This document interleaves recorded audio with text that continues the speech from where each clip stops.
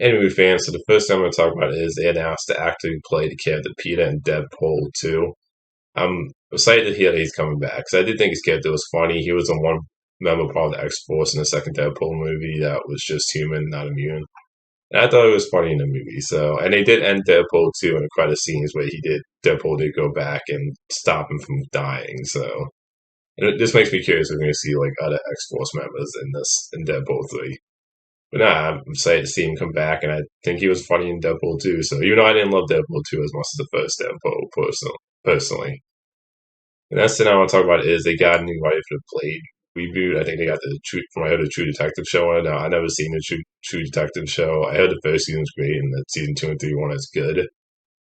But I mean, it sounds like they got a great writer. The only thing that makes me a little worried about Blade movies that it's like this is like the third writer. I think I'm not sure about this, but I heard like they start filming next year or something like that. So that does make me a little concerned that this is like the third writer they've got to go to like help out with the script. So that's the only thing I'm worried about. Still excited for the Blade movie though. And the next thing I'll talk about is Zack Snyder. I know he did a whole like fan thing where he showed all three of his DC films.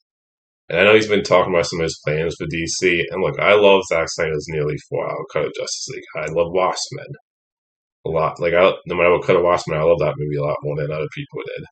And I enjoyed Man of Steel. I enjoyed The Ultimate Comeback of Superman, but I didn't love either of those two movies.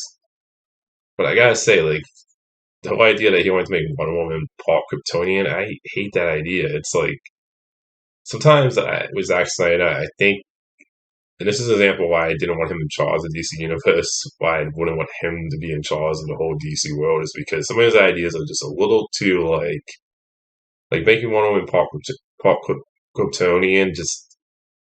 I don't like that idea. She's never been Kryptonian in the comics or half Kryptonian, and it just feels like a weird, unnecessary dressing he would have gone, and it feels like you're just trying to force a connection between her and like Superman's race.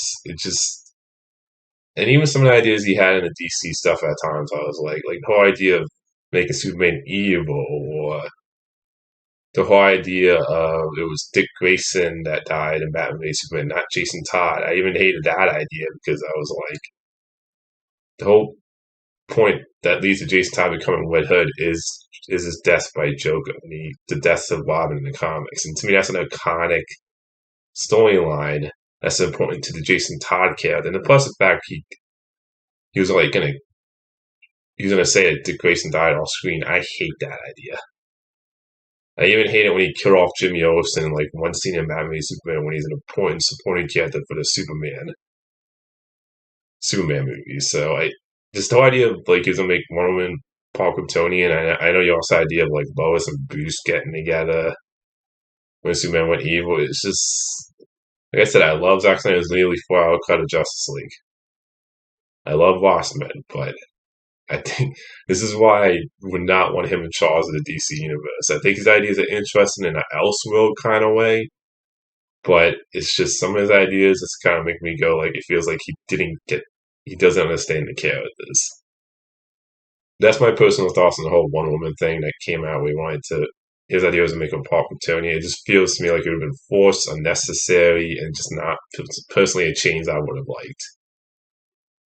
The next thing I want to talk about, and this is a big thing, is that I know the writers officially gone on strike, Writers Guild of America again, and I think this happened back in like 2007 when you had shows that got like shorter seasons, and this sucks to hear because I know that went on for a while, and you had shows that got really affected by that when it came to like they had to shorten their seasons, and even movies this will have a big effect on the movies. So I think this just sucks, and it sucks hearing this because I mean writers are very like one of the most important things when it comes to making a movie or a show. Like they're the ones that come up with the story, and it sucks that they don't get paid enough for like when it comes to writing these movies. So I hope this doesn't last as long as the first writer's strike because this could definitely like delay movies. You could have shows that get cut down. It would delay shows, maybe talk shows, network television, streaming shows. So it's like I hope it just doesn't last too long. But yeah, that's all the news I want to talk about. Until next time, movie fans.